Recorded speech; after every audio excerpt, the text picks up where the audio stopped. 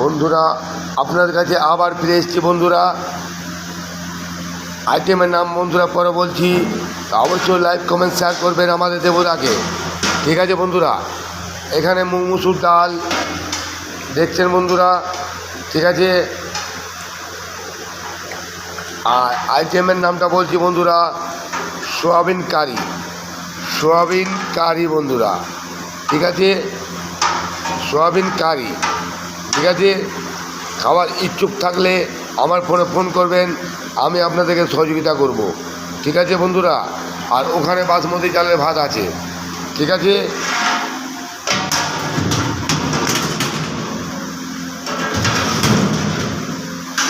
এই যে ভাত,